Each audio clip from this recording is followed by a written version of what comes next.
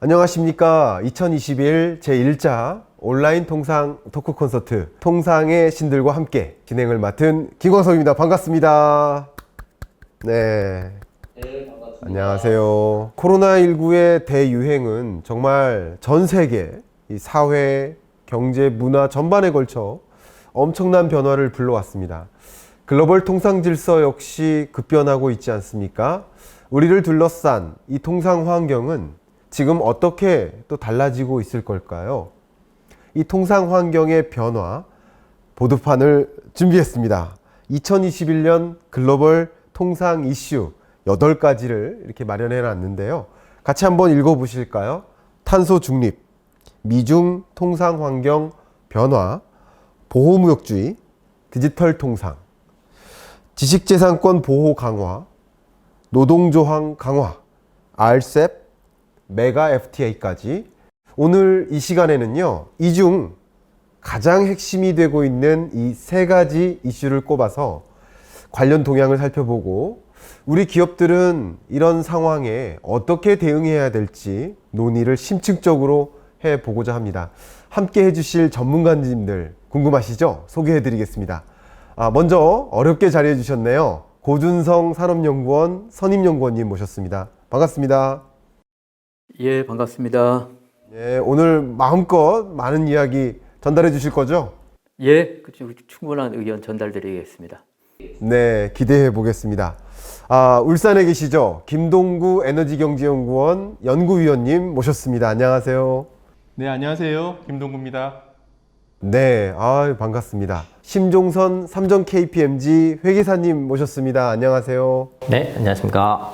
실제 현업의 전문가로서 많은 기업들의 자문을 또 하시는 최고의 전문가로서 통상 환경에 대한 그 변화, 그리고 기업들은 어떻게 대응해야 될지 여러 가지 이야기들 많이 쏟아내 주실 것을 기대합니다. 세 분이 각 이슈에 대해서 먼저 간단히 소개해 주시고요. 다 함께 그 이슈에 대해서 여러 가지 궁금증을 해결하면서 논의하는 그런 시간을 가져볼 계획입니다. 벌써 기대가 되는데요. 자, 통상의 신들과 함께 본격적으로 시작하겠습니다. 네. 자, 그러면 먼저 가보도록 하겠습니다. 2021년 주목해야 할 글로벌 통상 이슈. 이 중에 저희가 꼽은 3위 먼저 가도록 하겠습니다. 이 3위를 어디에 꼽을까요? 바로 3위는 미중 통상 환경 변화입니다.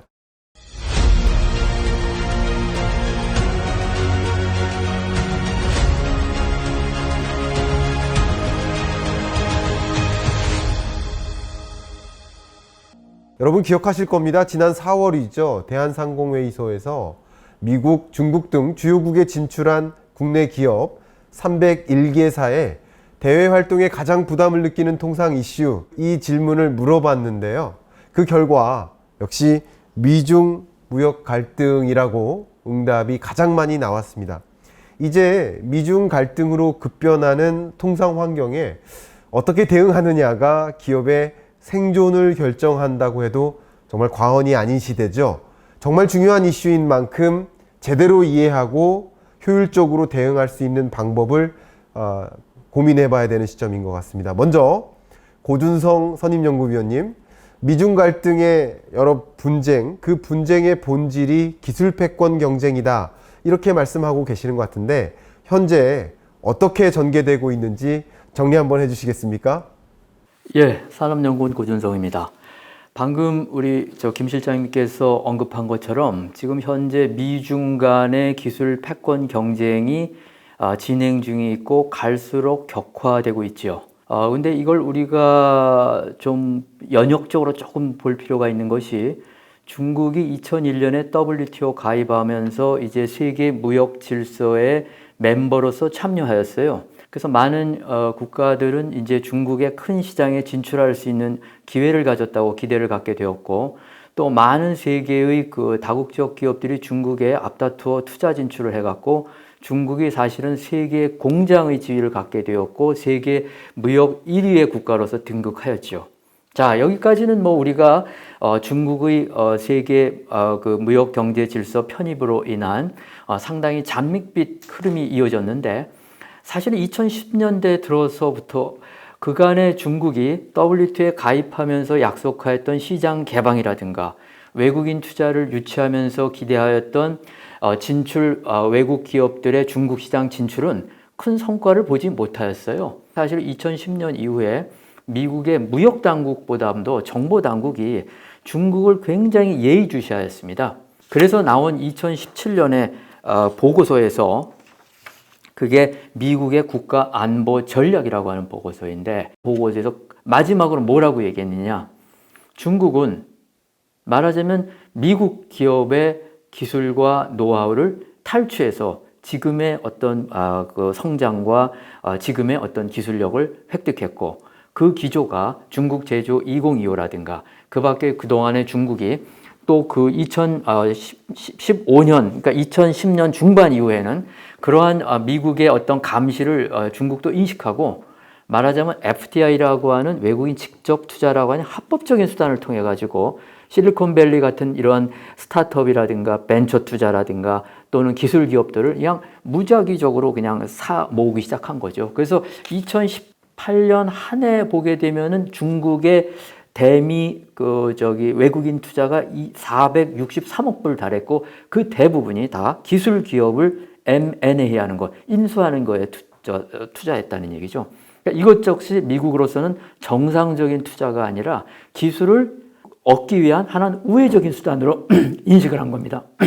그래서 미국은 이제 중국에 대해서는 더 이상 중국을 어떤 국제 경제 관계의 파트너로 볼 수가 없고 전략적 경쟁자다. 그래서 그 보고서에서 나와 있는 결론이 중국은 스트래티직 컴피티터다.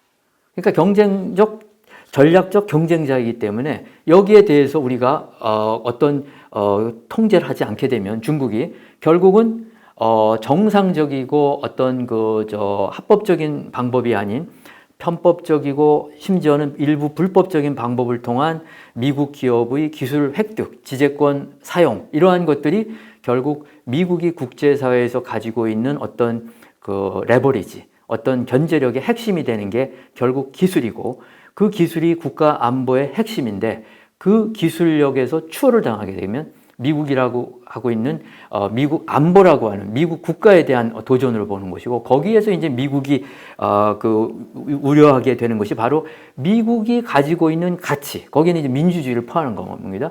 이러한 것에 대한 도전으로 이제 인식을 한 겁니다. 그래서 이제 여기에 대해서 2018년에 사실 그 트럼프 행정부가 그 중국 수입품 500억 불에 대해서 25%의 추가 관세 부과한 것은 그래서 일부 무역전쟁으로 시작을 했어요. 그렇지만 그 무역전쟁은 일시적인 것이었고 그 무역전쟁 301조의 근거조차도 중국 정부의 불법적인 불공정한 지식재산권의 탈취가 그 주된 원인이라는 거죠. 그 지식재산권이 다른 말로 하면 또 기술이거든요.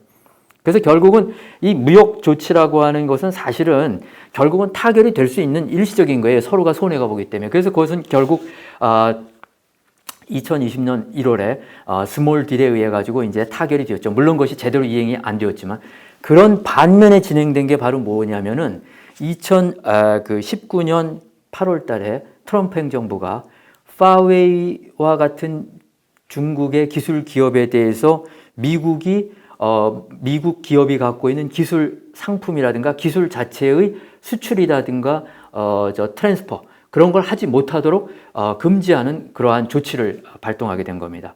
그래서 이제 이것이 말하자면 방금 말한 중국이 불법적인 기술 탈취를 막기 위한 하나의 이제 그 아주 구체적인 조치를 내렸고 그 다음엔 또 뭐냐면 그 중국이 가지고 있는 그 기술 기업의 대미 수출을 또 막아버린 거예요. 그것이 대표적으로 뭐냐면 중국의 대표적인 IT 그 상품인 파웨이가 가지고 있는 5G 통신 네트워크가 말하자면은 기술을 통한 어떤 데이터의 유출을 통해서 미국 국가의 안보에 위협이 되는 존재라. 그래가지고 여기에 대한 일체의 거래를 단절시킨 거죠. 그러니까 5G 파웨이의 통신 네트워크가 미국 시장에는 이제 들어올 수 없게 되었고 그동안에 이미 설치됐던 것은 아시겠지만 미국 정부가 지원을 줘서 다 철거하도록 이렇게 조치까지 한 겁니다. 그래서 이제 무역 쪽에서 보게 되면 기술과 관련돼 가지고 미국 기업이 가지고 있는 기술과 상품이 중국에 수출되는 거는 허가를 맡아야 된다는 거니까 금지된 거죠. 그래서 아까 말한 그 구글이 가지고 있는 안드로이드라고 하는 소프트웨어라든가 퀄컴이 가지고 있는 칩이라든가 이러한 것들이 중국 쪽의 수출을 막고 있고, 중국이 가지고 있는 또 기술 상품 같은 거에 미국 그 수출도 또 아까 말한 것처럼 사실상 허가는 금지를 의미하기 때문에 막아놨죠. 그러니까 무역이 차단된 거예요. 기술 관련된 겁니다. 그러니까 여기서는 모든 무역이 아니라는 걸 관심해야 돼. 사실은 그 대상이 실종 말하면 신흥 기술, 그러니까 어떻게 보면 핵심 기술에 포커스를 맞춰서 그것을 막았어요. 그러면서 이제 그 다음에 또 조치를 내린 게 아까 중국이 FDI를 활용한다 그러지 않았습니까? 그래서 이 FDI에 대해서도 또 허가를 강화하는 거예요. 그게 이제 퍼마라고 하는 외국인 투자 심사 보호법이 나와가지고 현대화법이 나와서 이걸 통해서 중국의 대미 투자에 대해서 기술 기업에 대한 투자는 아주 엄격한 심사를 통해서 사실상 2018년 하반기 이후부터는 사실 중국의 그 자본에 미국 기술 기업의 인수는 중단된 겁니다. 그래서 흥미로운 게 아까 2017년에 463억 불을 정점을 찍었던 것이 2018년, 19년, 20년 통계를 보면 중국의 대미 FDI가 40억 불대로 줄었습니다. 그러니까 400억 불 정도가 빠졌죠. 그 40억 불은 그냥 보통 그냥 우리가 말하는 그냥 전통 그런 투자이고, 나머지 400억 불이 아까 말한 벤처라든가 그다음에 스타트업이라든가 기술 기업에 대한 투자는 사실상 불허된 거예요. 그러니까 더 이상 중국이 이제 미국 기업을 합법적인 FDI를 통해서 인수할 수 있는 길도 막혔고, 심지어는 최근에는 뭐 싱가포르나 다른 기업을 통해서 우회해서 그 미국 기업을 인수하는 것조차도 그 법에서 M&A에 대한 어떤 규제 강화를 통해 갖고 또 차단하는 겁니다. 그러니까 사실은 중국의 경우로서는 이제는 미국의 기술 기업을 FDI라고 하는 합법적인 방법을 통해서 인수할 수 있는 길도 막힌 것이죠. 그러니까 투자, 무역, 이것이 사실상 막혔는데 아까 제가 말씀드리지만 이것이 전면적인 게 아니라는 거예요. 첨단 기술, 미국이 말하는 이머징 테크놀로지에 국한이 되어 있고, 그 이머징 테크놀로지라고 하는 것은 미국이 ECRA를 통해서 그 대상 기술을 공표하고 그것이 점차 추가되죠. 그리고 그러한 대상 기술의 무역이라든가 투자의 강화된 규정을 적용받는 핵심이 누구냐? 중국이라고 법에서 쓰지 않았지만 그게 사실상 중국입니다. 물론 중국 이외에 다른 국가도 일부 적용받거나 하고 있죠. 그래서 이제 사실은 중국과 미국의 경우는 적어도 이제는 중국은 스스로 R&D를 해서 스스로 기술을 개발하는 방법밖에 없어요. 그리고 실제 시진핑 그 주석이 바로 지난 중국의 그 전체 무슨 당 대회에서 그걸 공표한 겁니다. 그러면 사실상 핵심 기술에 있어서는 미국과 중국의 기술 생태계, 이게 완전히 단절된 거죠. 그래서 사실 그것을 영국의 학자는 기술 생태계에 있어서 미국과 기술의 디커플링이라고 표현했고, 이것은 사실상 아까 말씀드린 것처럼 중국에 대한 미국의 깊은 불신, 여기에 기초한 것이기 때문에 중국이 근본적으로 어떤 변화가 없는 한 쉽게 이러한 미중 간의 기술 패권이 개선되리라고 기대하기는 좀 어렵다, 이렇게 볼 수 있겠습니다. 네, 정말 긴 말씀 중에도 굉장히 중요한 뼈대가 숨어져 있는 것 같습니다. 어쩌면 이 통상 전쟁에서 시작돼서 기술 경쟁으로 치닫고 있다, 이런 말씀하셨는데 저도 굉장히 많이 동감하는 부분이 많이 있고요. 특히 인공지능이라든가 통신 몇몇 ICT 기술, 이런 영역의 특허권 같은 경우는 중국이 미국을 오히려 압도하고 있는 모습이죠. 그런 관점에서 미국 입장에서는 이 산업을, 이 중요한 기술 시장을 놓칠 수 없겠다 하면서 마치 하늘 위에 해가 두 개가 있을 수 있느냐 하면서 전쟁을 해 나가는 모습인 것 같습니다. 말씀 정말 잘 들었고요. 이 정리해 주신 내용과 관련해서 궁금한 점들을 좀 여쭤보면서 다 함께 좀 더 심층적으로 이야기를 나누면 어떨까 하는 생각입니다. 먼저 발제해 주신 고준성 위원님께 추가적으로 여쭤보도록 하겠습니다. 미국에 의한 대중국 기술 통제의 국제 규범상 이 정당성의 근거가 앞에 국가안보라고 말씀하셨거든요. 그래서 기술의 문제가 곧 안보의 문제로 풀이되는 그런 이유가 무엇이 있을까요?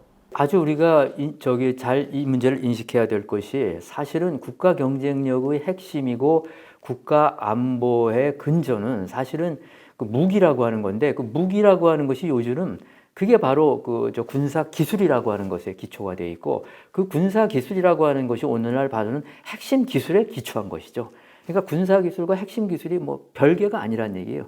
그러니까 결국 우리가 중국이 정상적인 국가로서의 G2가 되었다면은 그것은 서로 간에 협력하고 확대하면서 나가는 건데 중국이 불법적이고 불공정한 방식으로 기술을 탈취했다는 것과 관련해 가지고 미국이 우려하는 것은 중국이라는 체제가 미국이 지향하는 어떤 민주주의, 그 다음에 여러 가지 가치와 같이 가지 않는다는 거예요. 그걸 이제 미국이 우려하는 것이 신장 사태라든가, 그 다음에 홍콩 사태라든가, 대만 관계라든가, 인접국가의 관계라든가, 이 모든 것에서 미국의 입장에서 국가 안보, 나가서 어떤 세계 경찰 국가로서의 어떤 자신들의 어떤 중국 견제의 수단이 기술인데 그 기술이 불법적으로 탈취돼서 만일 중국이 미국의 군사 기술을 넘어섰을 때에는 과연 어떻게 이러한 미국의 가치를 지킬 수 있겠느냐. 그래서 미국의 경우는 국가 안보를 무역 이익보다 훨씬 위에 두고 있습니다.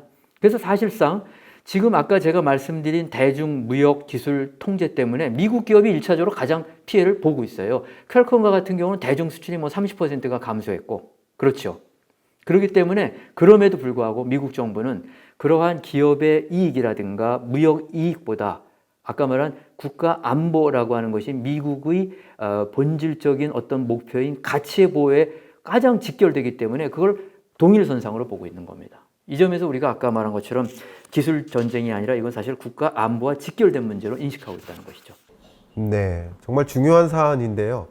그런 관점에서 중요한 질문이 또 한 가지 떠오릅니다. 미국의 결국 대중 기술 통제를 하는 데 있어서 이게 결국은 트럼프 행정부 시절에 이게 시작됐다라고 본격화됐다라고 볼 수 있는데 이제 바이든 시대 아닙니까? 바이드노믹스인데 바이든 행정부에서는 트럼프 행정부가 해왔던 미중 무역 분쟁 그리고 대중 기술 통제를 계속 끝까지 유지할 것인가, 어떤 부분에 공통점이 있을 것인가, 또 뭔가 차별화된 바이든만의 어떤 전략, 전쟁 방식이 있을까, 이런 것들이 또 궁금해지거든요. 어떻게 생각하십니까?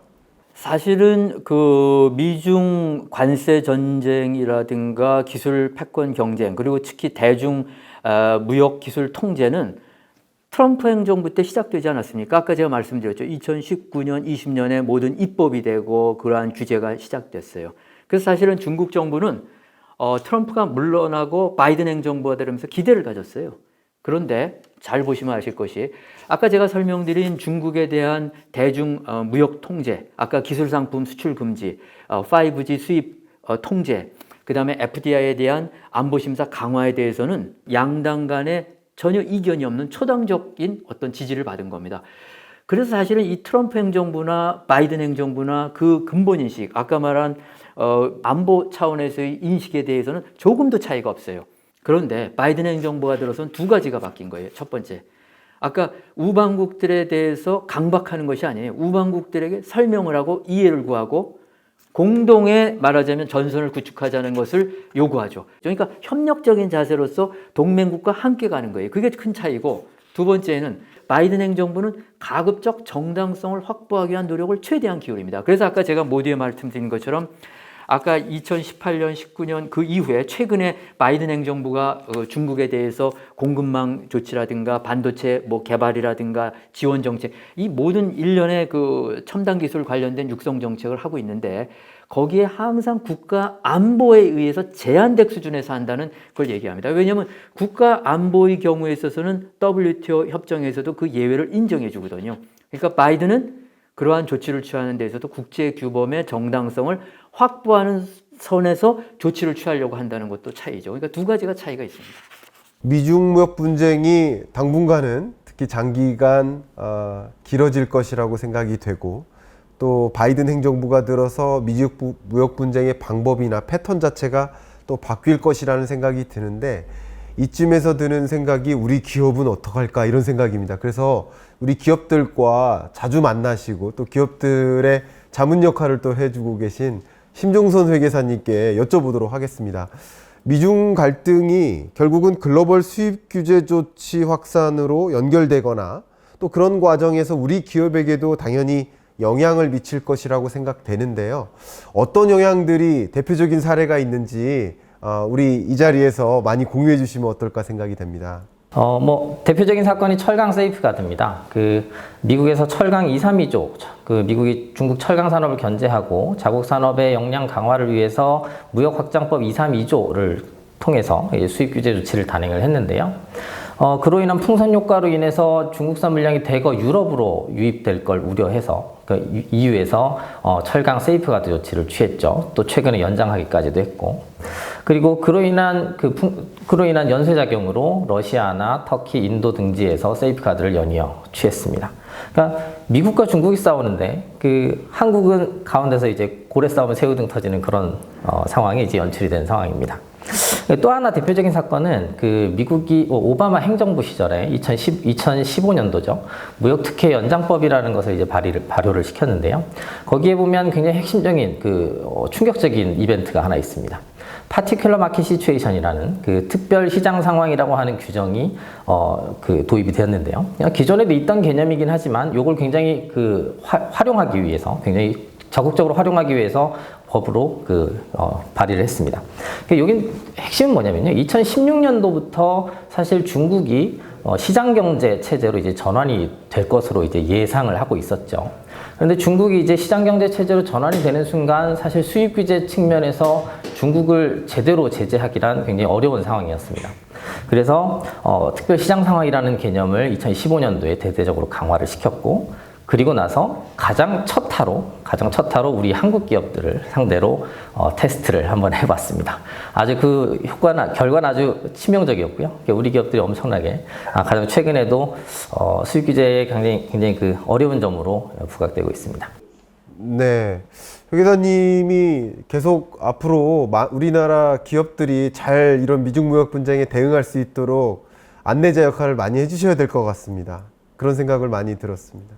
근데 지금 말씀 중에 미중 무역 분쟁 과정에서 새우등 터지는 그런 역할 일정도 물론 있었어요. 그런 영향도 있었지만 대신에 양국이 싸우는 과정에서 콩고물이 떨어지는 그런 일도 있을 거라고 저는 생각하고 있는데, 결국 미중 무역 분쟁이 장기화되고 강화됨에 따라서 우리나라 입장에서 반사이익을 본 사례도 분명히 있습니다. 그죠? 그래서 어떤 반사이익들이 있었는지, 또 얼마나 그런 반사이익을 누릴 수 있을 것인지 한번 말씀해 주시면 좋을 것 같습니다. 네, 물론 존재합니다. 콩고물 참 맛있는데 말입니다. 중국에 대한 수입 규제 품목하고 동일한 품목을 생산하는 우리나라 기업들이 굉장히 많아요. 그러다 보니까 중국에 대한 규제 조치 이후에 중국산 공급이 줄어들면서 어쨌거나 미국 내 수요는 충당을 해야 되니까 그래서 한국 기업들한테 러브콜을 보내는 사례가 많습니다. 한국 제품들이 사실 가격 경쟁력은 중국을 따라갈 수는 없습니다만 품질 측면에서 굉장히 우수하고, 그리고 납기나 이런 부분에서 굉장히 신뢰도가 높거든요. 그러다 보니까 이제 한국 기업들한테 러브콜을 보내는 건데요. 문제는 이 호시절이, 이 콩고물 떨어지는 기간이 그렇게 길지 않다는 데에 있습니다. 그래서 기업들이 갑자기 늘어난 오더에 납기를 맞추느라 이제 굉장히 기쁜 비명을 지르고 있는데요. 그 시절이 한 2년 정도는 가는 것 같습니다. 근데 2년 내에 대비를 하지 않으면 또 다른 수입 규제가 이제 한국으로 이어지는 그런 일들이 계속해서 반복해서 발생하고 있습니다. 네, 말씀 중에 느끼는 것은 어쨌든 콩고물도 떨어지긴 하는데 새우등 터지는 게 더 아프죠. 그래서 결과적으로는 긍정적인 요소와 부정적인 요소가 있겠지만, 부정적인, 우리는 어쨌든 소위 수출로 먹고 사는 나라 이렇게 표현하지 않습니까? 대외 환경이 이렇게 어지러울 때 큰 충격이 있기 마련인데, 그 충격에 잘 견디고 대응할 수 있도록 이런 사례들을 우리 익숙하게 가지고 있어야 되지 않을까 생각합니다. 오래 기다리셨어요. 김동구 연구위원님께도 좀 질문 드려볼까 합니다. 미국과 중국 간의 갈등이 지속되고 있지 않습니까? 그래서 지난 4월에 마침 기후정상회의에서 시진핑 중국 국가주석께서 기후 문제에 있어서 협력하는 모습을 실제로 보였거든요. 기후변화 대응에 있어서 미국과 중국이 실질적으로 어떤 입장을 취하고 있는지, 어떤 새로운 갈등 요소, 새로운 전개 이런 것들도 있을지 여러 가지 인사이트 전해주시면 감사하겠습니다. 시진핑 주석의 최근 행보는 기후변화 대응이라는 관점에서 고무적이긴 합니다. 앞서 시진핑 주석은 지난해 열린 제75차 유엔 총회 기조연설에서 2060년까지 중국의 탄소 중립을 달성하겠다고 선언했거든요. 중국이 국제 무대에서 공식적으로 탄소 중립을 선언한 게 처음이었습니다. 그래서 많은 주목을 받았거든요. 그런데 기후변화 대응에 있어서 미중 간에는 각국이 처한 현실의 차이로 인해서 협력이 쉽지 않다고 생각합니다. 그 이유는 양국이 온실가스 배출량이 어떤지를 살펴보면 알 수 있는데요. 사실 미국은 이미 2007년에 약 74억 톤의 연간 배출량을 정점으로 지난 10년 이상 온실가스 배출량 감소세를 유지했습니다. 반면에 전 세계에서 온실가스를 가장 많이 배출하는 중국은 2018년 온실가스 배출량이 약 130억 톤에 달하는 걸로 추정되는데요. 이는 세계 2위인 미국의 2배 수준이고요. 또 중요한 게 배출 추이가 여전히 빠른 증가세를 유지하고 있다는 겁니다. 이 같은 현실을 고려했을 때 중국의 입장에서는 선언한 내용을 실천하기에 현실적으로 어려움이 많기 때문에 근본적인 협력이 쉽지 않을 거라고 전망됩니다. 네. 결국 그린딜이라는 거, 이 통상 환경의 가장 구조적 변화를 알리는 한 가지 사인, 이 그린딜이라는 것이 쉽게 해결되지 않고 협상되지 않을 이슈가 또 하나 던져졌다라는 측면에서 미중 무역 분쟁이 더 격화되고 또 그럼으로써 우리 경제에 큰 충격을 주지 않을까 하는 걱정이 듭니다. 사실 미국과 중국을 떠올리면 우리나라의 수출 대상국 1, 2위 국가 아닙니까? 우리나라의 수출 대상국 중국 25% 이상을 중국으로 보내고 약 13, 14%를 미국으로 보내는데 둘이 합하면 뭐 40% 되지 않습니까?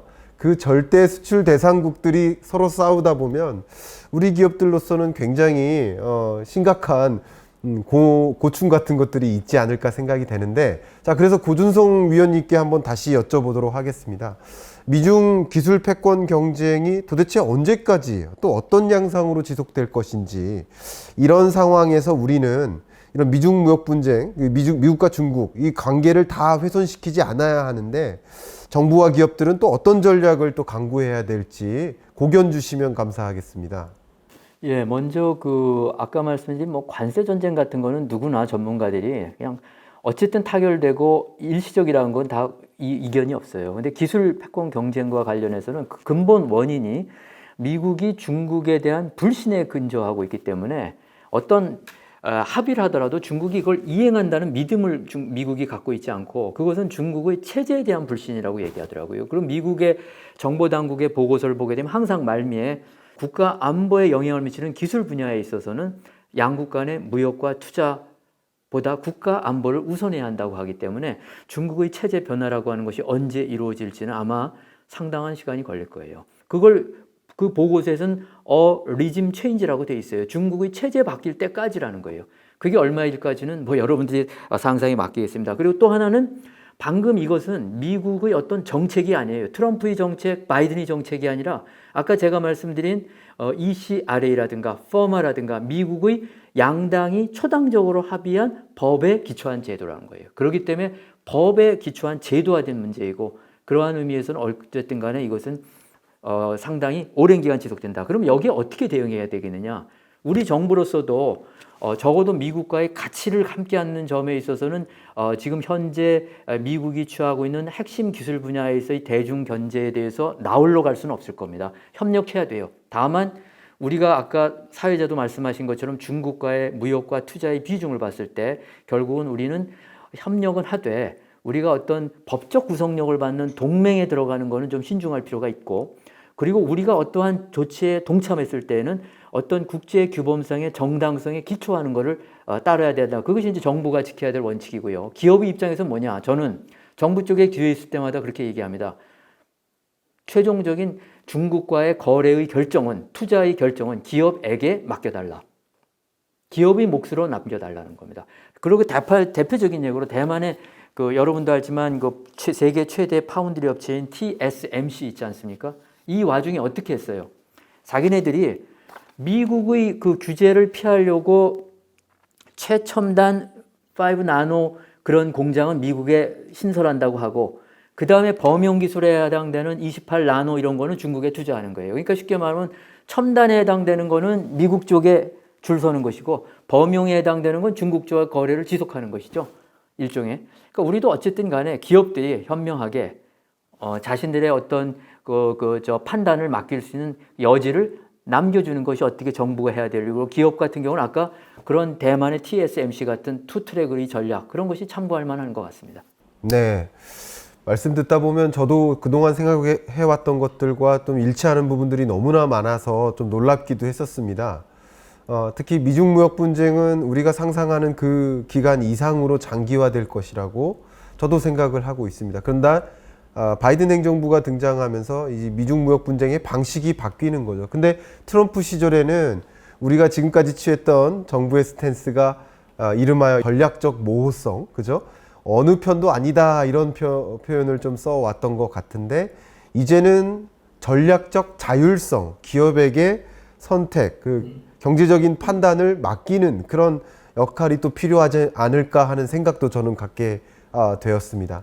어쨌든 지금까지 이 핵심 기술을 둘러싼 미중 간 갈등의 전개 그리고 향후 전망에 대해서 깊숙이 이야기를 나눠봤습니다. 그러면 여러분들이 또 기다리고 계시는 두 번째 주제로 넘어가야 됩니다. 자, 두 번째 주제를 꼽아야 될 텐데 2021년 주목해야 할 글로벌 통상 이슈. 자, 보드판의 두 번째는 바로 보호무역주의입니다.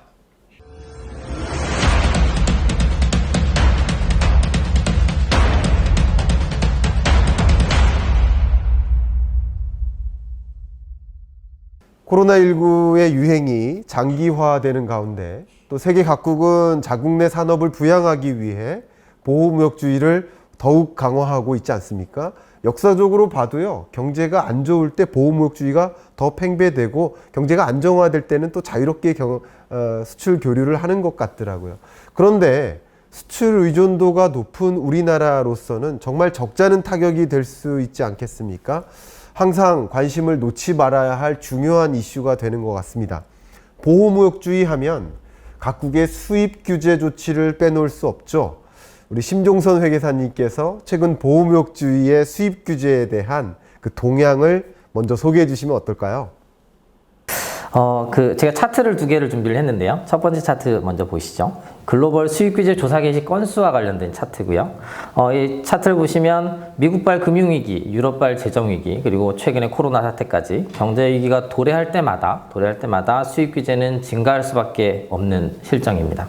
이번 코로나 사태 때도 어김없이 그런 모습을 보였는데요. G20 정상회담을 통해서 보호무역주의를 배격하기로 국제적으로 합의를 한다 치더라도 그 국민들의 어려움을 정부가 외면할 수는 없는 게 또 사실이거든요. 그런 상황에서 이제 보호무역주의가 지금 작년에 최대치를 한번 찍었고요. 다음 차트로 한번 넘어가 보겠습니다. 이거는 그 국가별 수입 규제 활용도를 보여주는 차트인데요. WTO가 출범한 이래로 95년부터 2014년도까지 20년과 최근 2015년부터 2020년까지 6개년을 비교를 해봤습니다.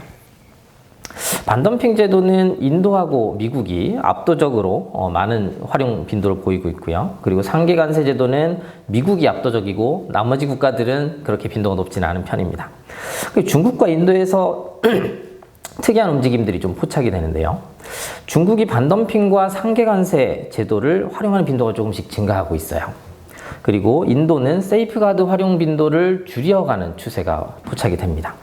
이게 중국이 사드 사태와 같이 변칙적인 방식으로 우리 기업들을 압박을 해오던 것을 이제는 국제적으로 합의된 제도권 내에 있는 방식으로 규제를 하겠다라는 움직임으로 보입니다. 그리고 인도는 기존의 세이프가드 조치는 사실은 많은 개도국들이 먹고 살기 힘드니까 이제 취하는 조치였는데 그 세이프가드 조치의 빈도를 줄인다는 의미는 이제 우리도 선진국의 반열에 올라섰다라고 하는 일종의 선언적인 의미가 있지 않나라는 생각이 좀 듭니다. 한국 기업들에 대한 수입 규제는요, 올해 6월 말 기준으로 216건이 조치 혹은 조사 중에 있는 것으로 이제 확인이 되는데요. 2019년도에는 총 45건, 그리고 2020년도에는 38건이 신규로 조사가 개시가 됐는데 의외로 올해 상반기에는 신규로 개시된 건이 11건밖에 되진 않습니다. 예년에 비해 우리 한국에 대한 규제 강도는 그나마 다소 좀 완화된 것으로 보입니다. 하지만 경기를 늦추어서는 안 되죠. 그 한국의 명절이나 휴가철을 노린 그 소송 전략을 펴는 기업들이 굉장히 많거든요. 좀 있으면 또 추석이 다가오지 않습니까? 세탁기 사건에도 보시면 2011년도 12월 30일 날 제소장이 접수가 됐습니다. 그날이 미국 시간 기준으로 금요일인데요. 한국 기업들 입장에서는 12월 31일 토요일 아침에 제소 사실을 이제 파악을 한 상황이죠. 크리스마스 연휴 해가지고 공장 다 이제 그 정비하면서 휴가를 이제 다들 가 있는 상황에서 굉장히 날벼락이 이제 떨어진 그런 상황이 이제 펼쳐졌습니다. 최근 수익 규제 조사의 특징을 이제 두 가지로 한번 저는 파악을 했습니다. 하나는 풍선 효과와 그로 인한 도미노 현상이고요. 또 하나는 기업들이 굉장히 발빠르게 그 대응 전략을 취함에 따라서 조사 당국, 각국의 수익 규제 조치를 취하는 조사 당국들 역시 열일을 한다는 겁니다. 그에 맞춰서 굉장히 제도 개선을 많이 하는 모습들이 이제 보입니다. 먼저 도미노 현상을 먼저 한번 보겠습니다. 도미노 현상은요, 그 조치를 취하는 국가 입장에서도 보이고요. 조치를 당하는 국가 측면에서도 동일한 현상이 목격이 되고요. 그리고 조치 대상 제품 측면에서도 그 동일한 현상이 목격이 됩니다. 일단 주변국이 수익 규제 조치의 바톤을 이어받는 현상이 이제 먼저 목격이 되는데요. 아까 말씀드렸던 미국의 철강 2, 3위조에 이어서 EU의 철강 세이프가드, 그 인근국으로 쭉 연결된 연이은 철강 세이프가드 조치들이 대표적인 사례로 볼 수 있습니다. 그리고 조치를 받는, 그 규제를 받는 국가 입장에서도 그런 현상들이 목격이 되는데요. 아까 말씀드렸던 한국 기업들한테 이제 떨어진 콩고물들, 그게 대표적인 사례입니다. 아까 제가 말씀드린 게 이제 2년 정도밖에 그 기한이 없다라고 말씀드렸는데요. 그런 현상들이 반복적으로 보이고 있습니다. 그러니까 미국이 2017년도 4월 달에 그 중국산 알루미늄 호일에 대한 수입 규제를 취했는데요. 그 중국산 물량이 줄어드니까 기타 다른 국가들이 미국으로 수출하는 물량들이 굉장히 많아지지 않았겠습니까? 그래서 2021년도 5월부터는 미국이 5개국에 대해서 이제 그 신규 규제를 이제 취한 그런 상황들이 벌어졌습니다. 뭐 알루미늄 시트나 단조 피팅이나 이런 제품들로 그래도 유사한 형태들이 계속 반복해서 보이고 있습니다. 그리고 철강 2, 3위조 조치가 또 문제가 많은 게요. 미국이 철강 2, 3위조 조치로 철강 수입을 이제 규제를 하고 나니까 그럼 미국 내 철강 가격이 오르지 않았겠습니까? 그럼 미국의 그 철강 제품을 가지고 가공을 해서 판매하는 기업들은 또 마진이 떨어지거든요. 그러다 보니까 그 철강을 가공하는 업체들이 또 자기네가 살겠다고 수입 규제를 연달아서 이렇게 하는, 후방 제품에 대한 규제에 의해서 전방 제품으로 확산되는 그런 모습들이 보였고요. 반대로 전방 제품에 이어서 후방 제품에 이어지는 규제도 굉장히 많이 발생을 하고 있습니다. 완제품에 대한 규제가 들어가게 되면 기업들 또 어떻게 생각을 하겠습니까? 이 완제품에 대한 규제니까 이 부품으로 가져가서 미국에서 조립해서 판매하지 뭐. 미국에서 추가 가공을 해서 판매하면 이건 규제에서 벗어나는 게 아닌가. 그런 전략들을 짜는 기업들이 많이 생겨나게 됐고요. 그렇게 해서 제품을 락다운 형태로 수출한 다음에 수입을 현지에서 조립하거나 가공해서 재판매하는 이런 상황들이 발생을 해서 최근 미국에서 우회 조사 빈도가 굉장히 많이 늘고 있습니다.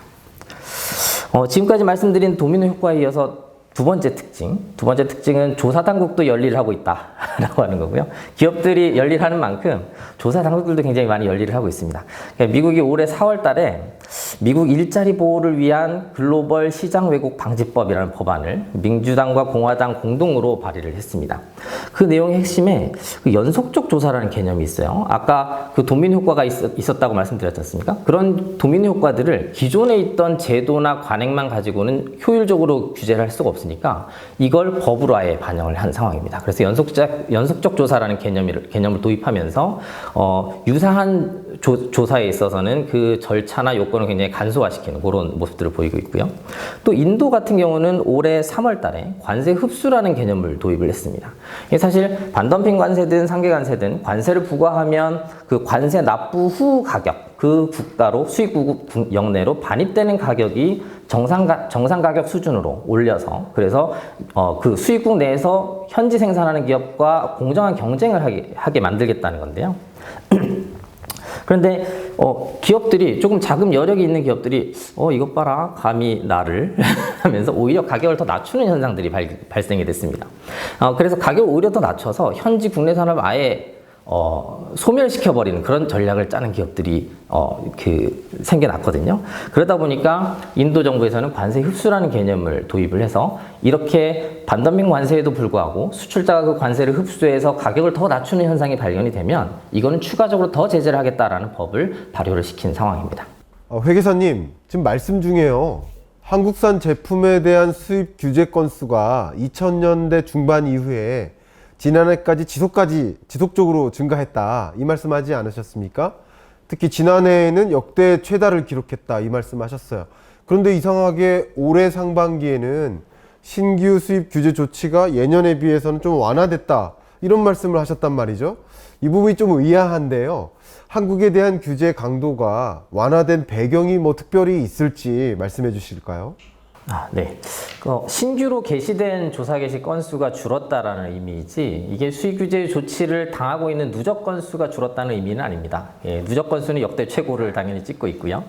그래서 신규 조사가 줄었다는 것은 두 가지 측면에서 해석이 가능할 걸로 보여요. 하나는 이미 한국의 메이저 수출 품목들은 걸릴 만큼 다 걸리지 않았나. 그래서 이제 최근에는 한국 전체 수출액이 불과 100억 원도 안 되는 100억 불이 아니고 100억 원입니다. 100억 원도 안 되는 제품에 대해서도 조사가 들어오고 있습니다. 한국에서 수출하는 기업이 한 10개 정도라고만 쳐도 개별 기업 수준으로는 수출액이 10억 원 정도 밖에 안 되는 거거든요. 우리나라 제조업 평균 영업이익률이 뭐 7%, 중소기업들은 5%까지 떨어진다고 하니까 10억 수출에서 5%면 5천만 원 남는 그런 제품에도 지금 규제가 들어오고 있는 그런 실정입니다. 다른 하나는 한국의 제품 경쟁력 때문이 아닌가 싶습니다.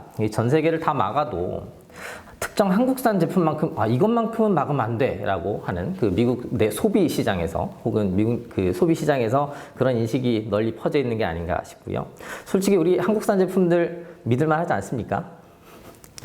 코로나 시국에도 비교적 안정적으로 물량을 공급할 수 있었던 우리 한국 기업들의 위기 대처 능력하고 그리고 품질에 대한 자부심이 만들어낸 결과가 아닌가 싶습니다.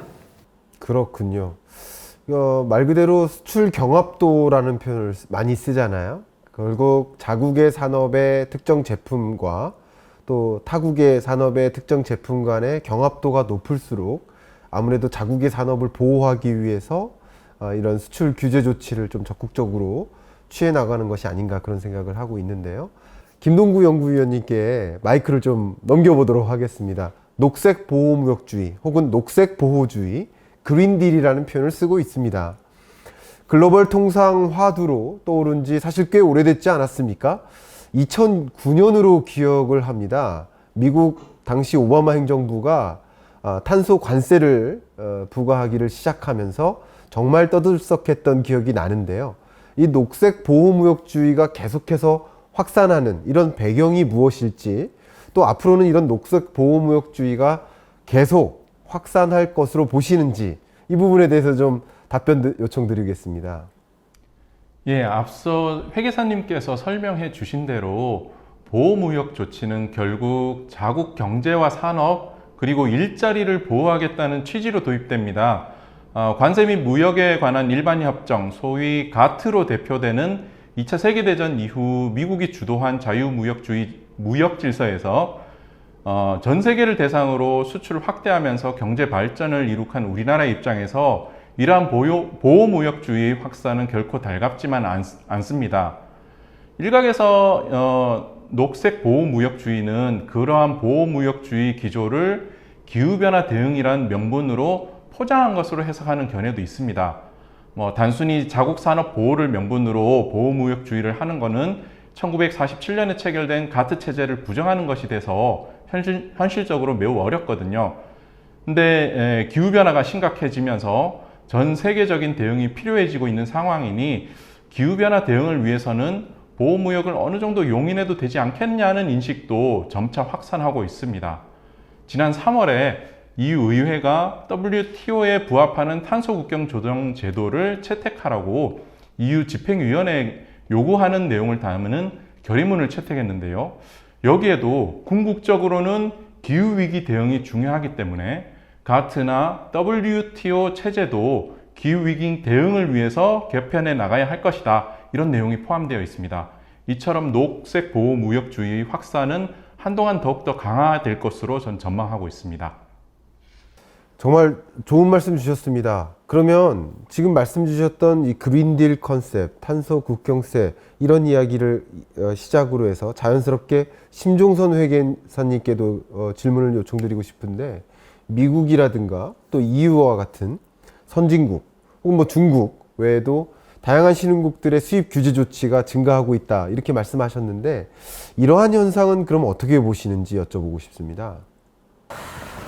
네. 선진국의 수입 규제와 신흥국의 수입 규제는 조금 다른 관점에서 해석할 필요가 있을 것 같습니다.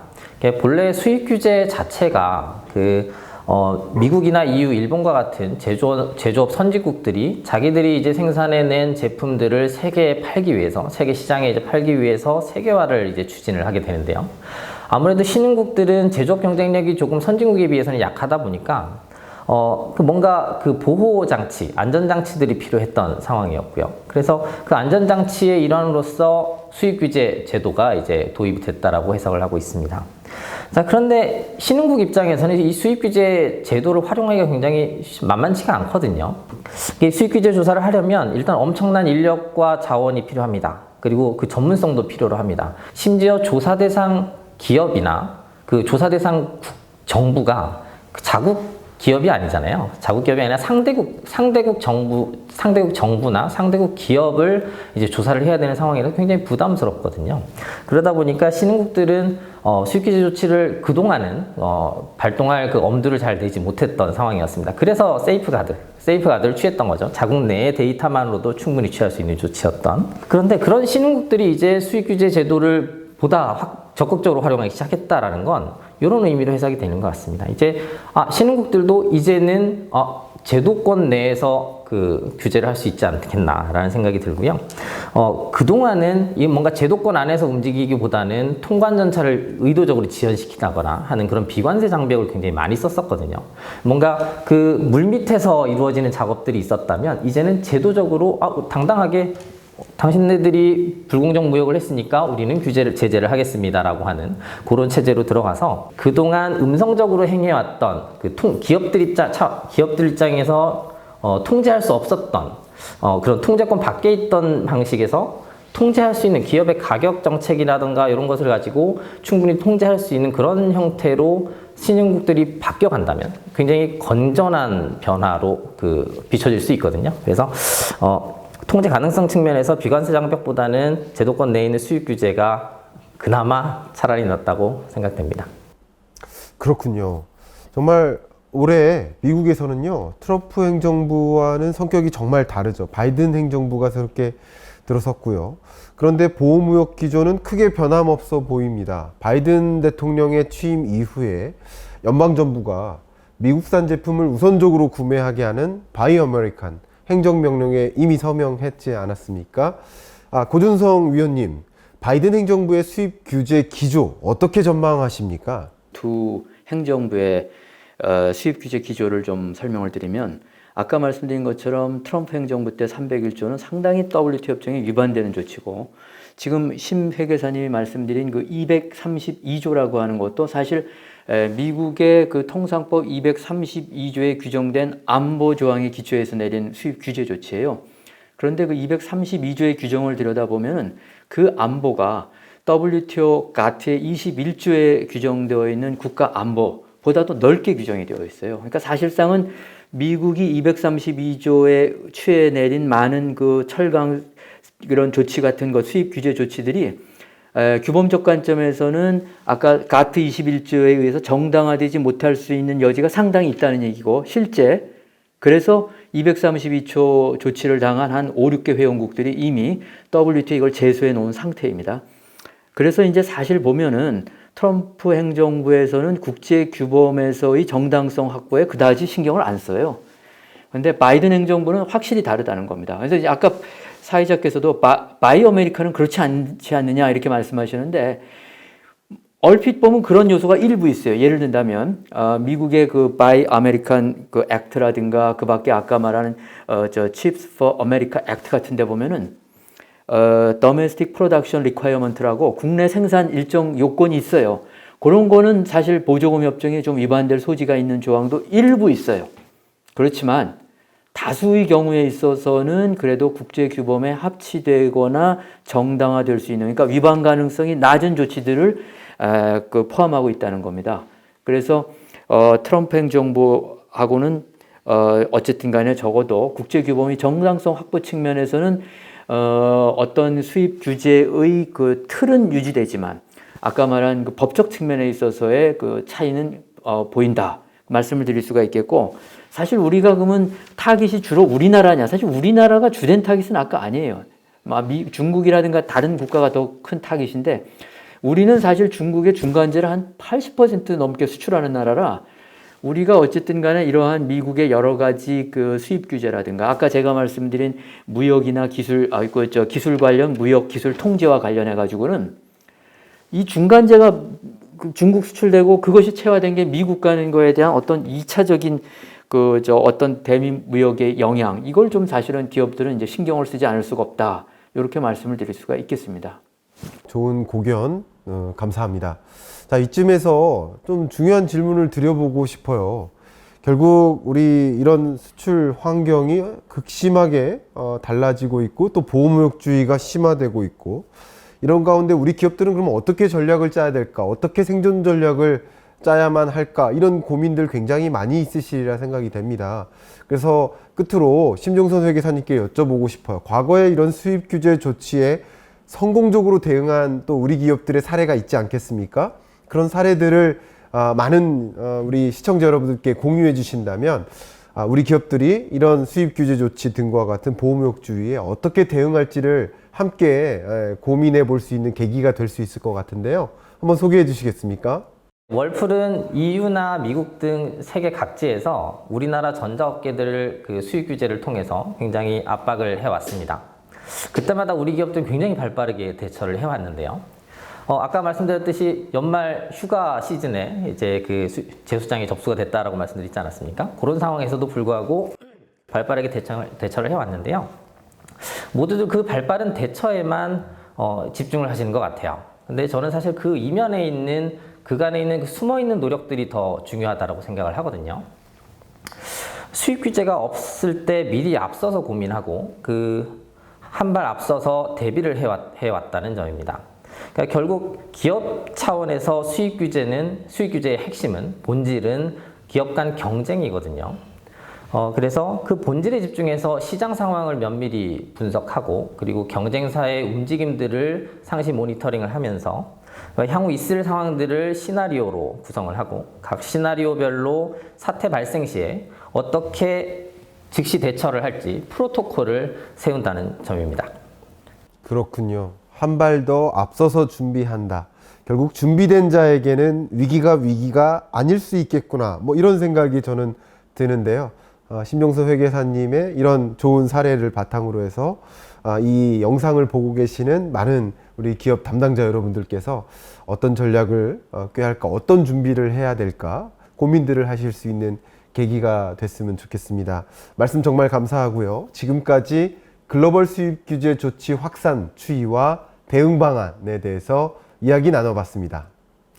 자, 이제 많이 기다리셨죠? 마지막 주제입니다. 2021 주목해야 할 글로벌 통상 이슈 1위가 무엇일까요? 바로 1위는 붙여보겠습니다. 뚜뚜뚜뚜뚜뚜뚜 1 여기 있습니다.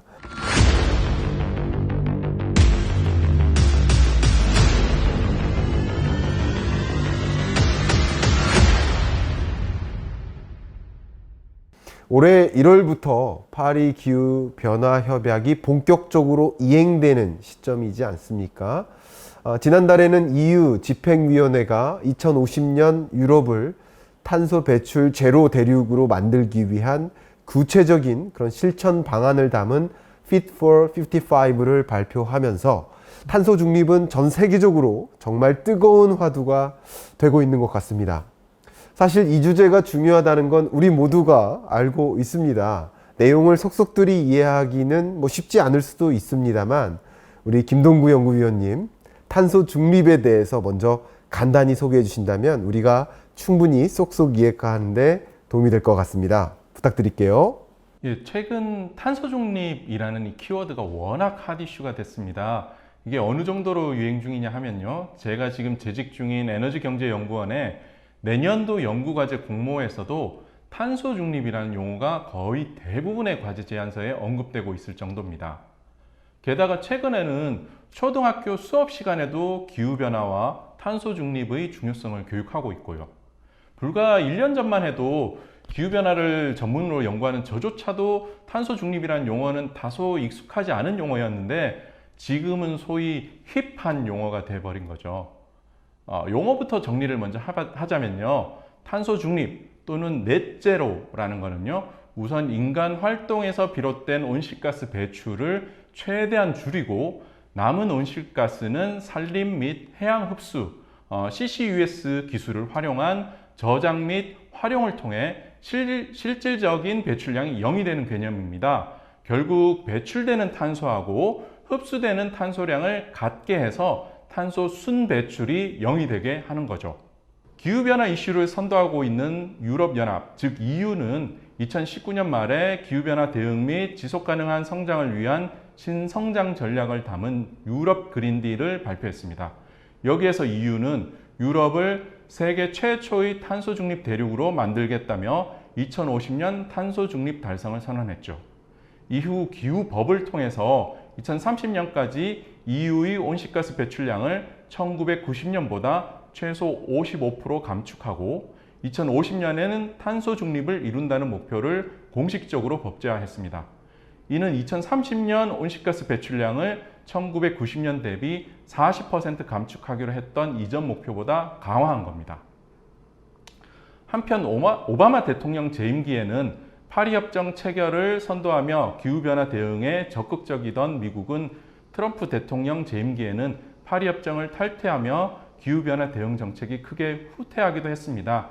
그러나 바이든 대통령은 2021년 1월 20일 취임 이후 첫 업무로 파리협정 복귀를 위한 행정명령에 서명하면서 미국이 전 세계의 기후변화 대응 노력에 다시 동참하겠다는 의지를 보였습니다. 대선 공약에 2050년 탄소 중립 달성을 포함시켰던 바이든 대통령은 올해 4월 미국 주최로 개최한 기후정상회의에서 2030년 온실가스 감축 목표를 오바마 행정부 시기에 설정된 목표보다 크게 상향 조정하기도 했는데요. 2025년까지 2005년 배출량 대비 26에서 28% 감축하겠다는 기존의 목표는 2030년까지 2005년 대비 50에서 52% 감축으로 대폭 상향 조정되었습니다.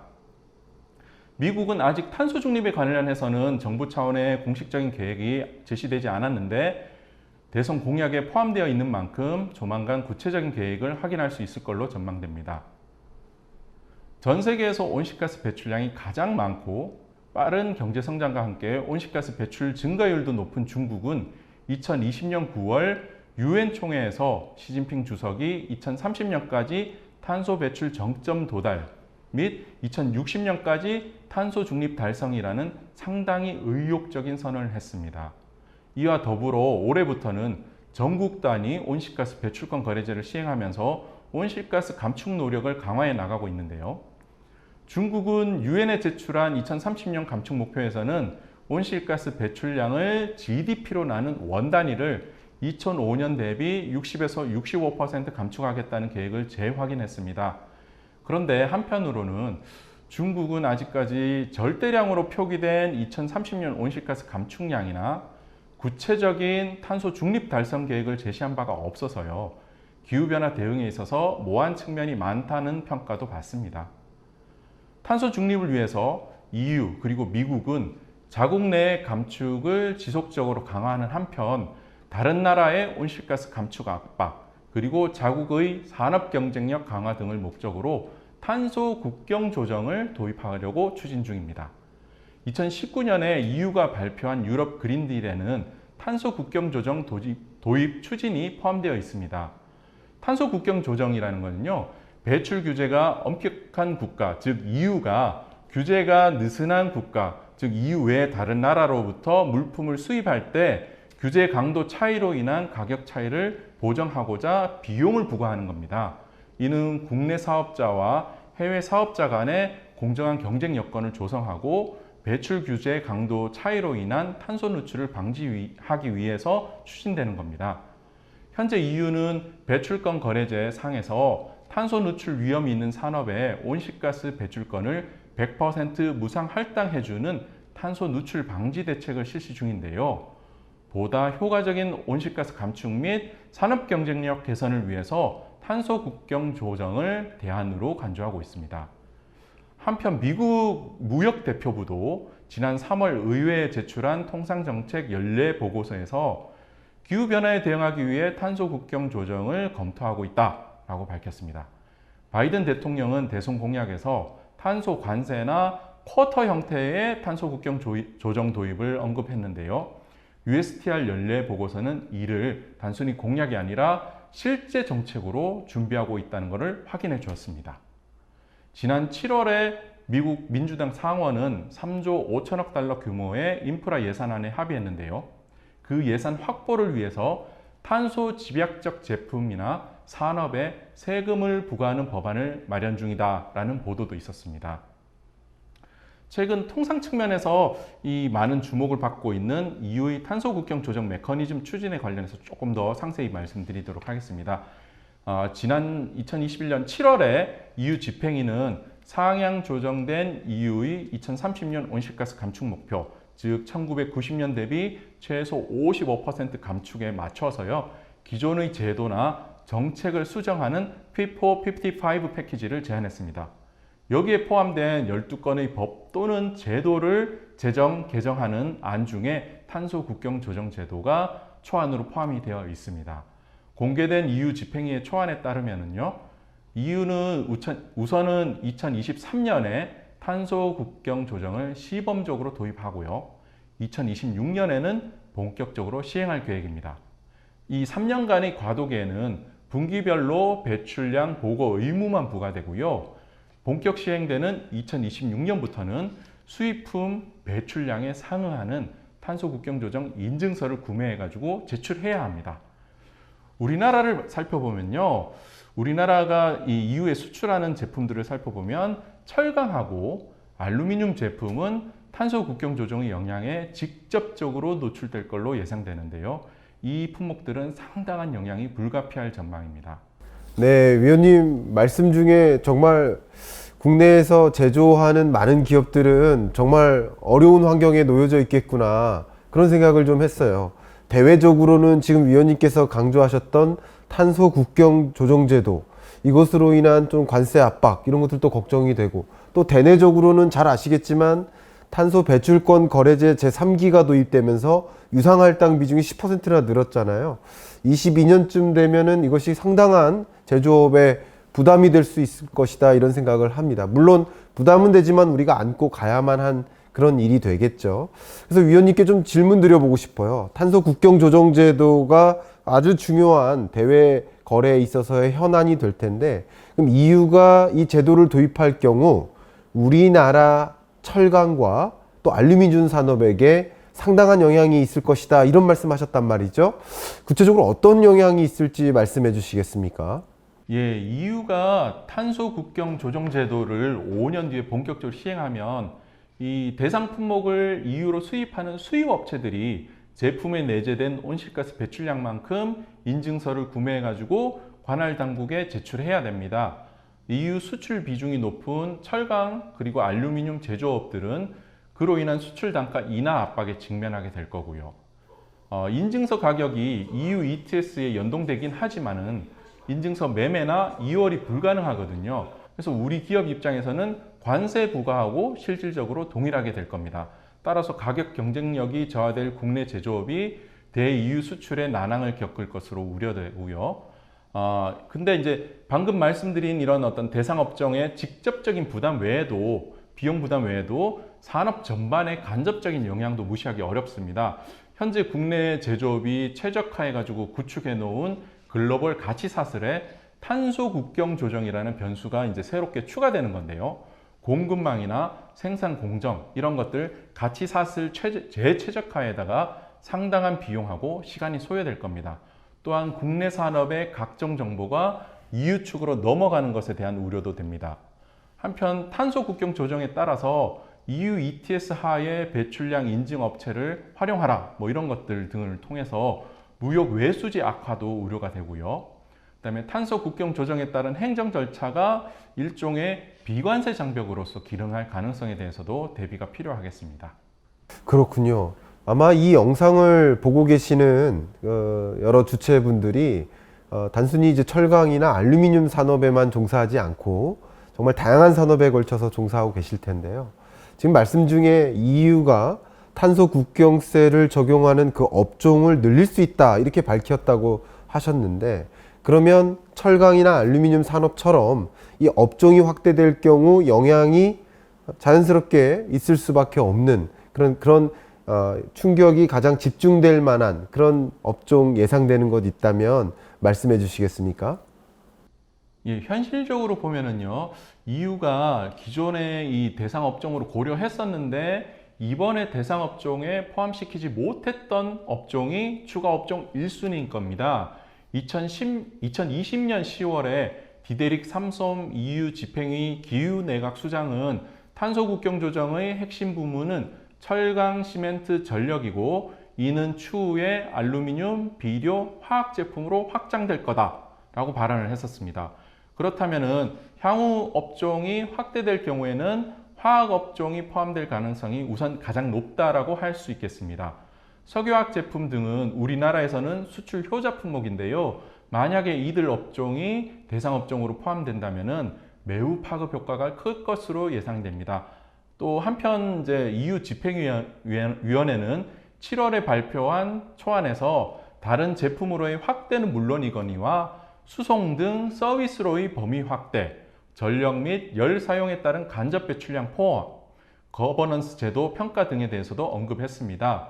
대상 업종의 확대도 중요하지만 직접 배출뿐만 아니라 향후에 간접 배출이나 수송 과정에서의 온실가스 발생량까지도 이 대상이 포함이 되게 되면 그 영향은 매우 클 걸로 전망이 됩니다.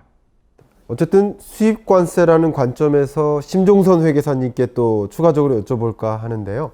이름하여 탄소중립세 아니겠습니까? 이 탄소중립세가 적용되면 역외기업에 대해 정말 새로운 유형의 수입관세로 작용할 수 있을 것 같다, 이런 생각이 좀 듭니다. 결과적으로 보호무역주의, 특히 수입 규제 조치의 일환으로서 작용할 여지가 상당히 있다라고 생각이 되는데요. 회계사님은 어떻게 보고 있는 입장이십니까? 먼저 절차상의 내용들을 좀 살펴보시면요. 아까 김동구 위원님께서 말씀하신 동종 제품이라는 단어가 등장을 하고요. 그리고 실사, 우회조사, 그리고 조사 당국, 그리고 불복 절차와 같은 개념들이 등장을 합니다. 이는 수익규제조사에서도 사용하는 용어와 절차를 그대로 들고 온 것이거든요. 또 하나의 수익규제라는 점을 알 수 있죠. 그리고 내용상으로도 수익규제와 상당히 유사합니다. 그러니까 이는 기존의 환경규제가 기업에 대한 포괄적인 규제였던 데 반해서 이제 탄소국경세 조정은 제품이 수입국으로 들어오는 순간에 뭔가 제재를 한다는 의미이기 때문에 개별 상품 단위의 제재로 들어가거든요. 그렇기 때문에 불가피한 현상인데요. 일단 탄소국경세 조정이 발효가 되고 나면 실제 탄소 배출량을 개별 상품에 어떻게 추적하고 배분하는지가 굉장히 중요해집니다. 그러니까 이를 입증하지 못하면 수출국의 평균 탄소 배출량이 적용이 되거나 아니면 EU의 그 탄소 저감 조치를 잘 못하는 그 하위 10% 평균이 배출량이 적용이 되기 때문에 상당히 불리해지는 것이죠. 그래서 탄소 국경세 조정은 우리나라 기업 같은 경우는 ESG와 디지털 트랜스포메이션이 굉장히 앞서서 뭔가 대응을 하고 있는데요. 그런 경우에는 데이터를 축적을 해서 이 추적과 관련된 데이터들을 축적을 해서 충분히 대응할 수 있는 역량들을 갖출 수 있을 거라고 보입니다.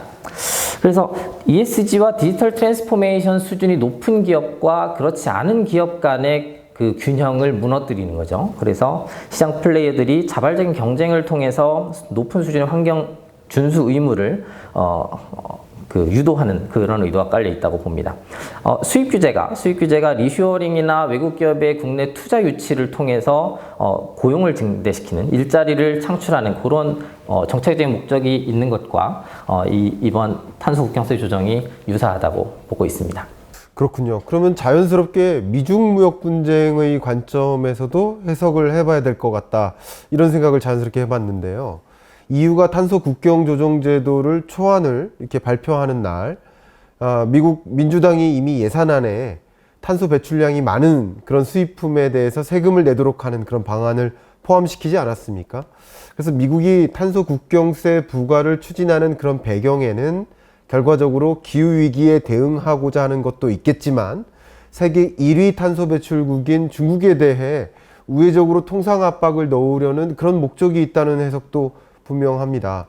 고준성 위원님은 이 부분을 어떻게 해석하고 계신지 고견 주시면 감사하겠습니다. 네, 외관상으로 보면은 사회자님께서 지적하신 것이 뭐 일리가 있지요. 그렇지만 이제 사실은 이것은 트럼프 행정부와 바이든 행정부에 있어 환경 정책의 입장이 거의 극단적으로 달라요.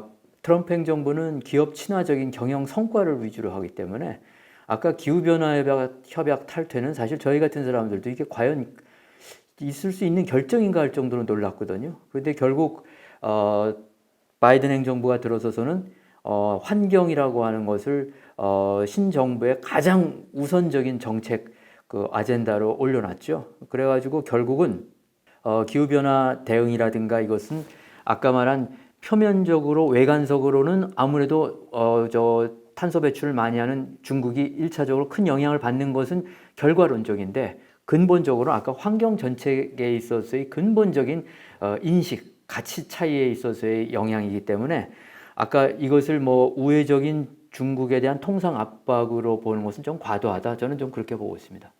자연스럽게 이런 생각이 들어요. 보호무역주의는 또 다른 보호무역주의를 낳는다.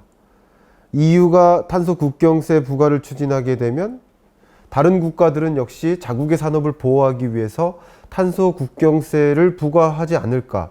그러면 이렇게 탄소 국경세 부과가 많은 국가들을 중심으로 이렇게 가파르게 늘어나는 그런 구조로 전개된다면 우리 기업들은 이런 글로벌 환경에 어떻게 경쟁력을 확보할 수 있을지, 탄소 국경세에 어떻게 효과적으로 대응할 수 있을지 그 부분에 대한 고민이 좀 생기거든요. 그 부분에 대해서 좀 해안을 주신다면 감사하겠습니다. 그간 우리 기업들이 전 세계 경쟁자들을 상대로 선전해왔던 거는 결국 경쟁자들보다 세계 시장의 흐름을 더 잘 읽고 한 발 앞선 결정을 해왔기 때문입니다. 각국의 규제 환경 변화를 읽고 소비자의 선호를 파악하고 그래서 우수 기술을 적용해서 신제품도 개발하고 새로운 시장을 발굴을 해온 거죠. 그 과정에서 우리 기업인들과 노동자들의 피와 땀이 녹아있고 그리고 우리 정부의 뒷받침도 있었습니다. 이제는 기후변화 대응이라는 변수를 남들보다 앞서 고려해야 할 때가 아닌가 생각됩니다. 그간 1992년에 유엔 기후변화 협약이 체결되었고요. 97년에 교토의정서, 2015년에 파리협정으로 이어지는 국제적인 기후변화 대응 움직임이 있었습니다만 기후변화 대응 논의는 지금까지는 기업 현장에서는 약간 떨어져서 진행되어 왔다는 느낌도 있거든요. 근데 EU에 이어가지고 미국도 탄소 국경세 도입을 고려하고 있는 등 기업 활동하고 국제 통상의 일상 현장에 기후변화라는 변수가 들이닥치게 된 겁니다. 우리 기업은 에너지 진단 등을 통해 가지고 생산 과정에서 온실가스 배출량을 줄일 수 있는 여지는 없는지, 탄소 국경 조정 제도 시행 시에는 공급망을 어떻게 재최적화해야 하는지 한 발 앞서 고민하고 결정을 해야 할 겁니다. 참고로 한국에너지공단에서는 중소기업에 대한 에너지 진단 비용을 30% 지원해주고 있는 사업도 하고 있거든요. 관심을 가져보시기 바랍니다. 한편 오늘 이 자리를 마련해 주신 산업통상자원부하고 코트라 그리고 저처럼 정부나 공공기관에 속해 있는 사람들은 개별 기업들이 활동하기 어려운 영역, 생각하지 못한 부분에서 우리 경제와 산업 그리고 일자리를 위해서 보다 열심히 제도를 마련하고 연구하고 뒷받침을 할 필요가 있겠습니다. 네, 말씀 정말 감사합니다. 제가 얼마 전에 한 칼럼에다가 탄소 중립이라는 것을 거스를 수 없는 물결이다 이렇게 비유를 해서 설명했던 기억이 납니다. 이 물결은요, 위협을 느낄 필요가 없습니다. 거스르려 하면 오히려 휩쓸릴 수 있습니다. 같은 규제 환경에서도 오히려 선제적으로 준비하고 대응하는 기업만이 새로운 기회를 찾을 수 있다는 점을 꼭 기억해 주셨으면 좋겠습니다. 지금까지 탄소 중립 논의 동향에 대해 이야기 나눠봤습니다. 감사합니다.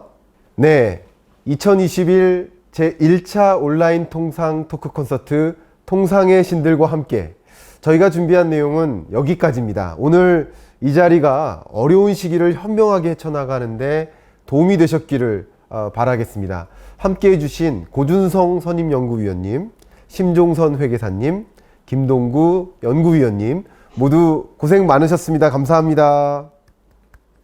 네. 끝까지 지켜봐 주신 여러분들께도 감사의 말씀을 드립니다. 감사합니다.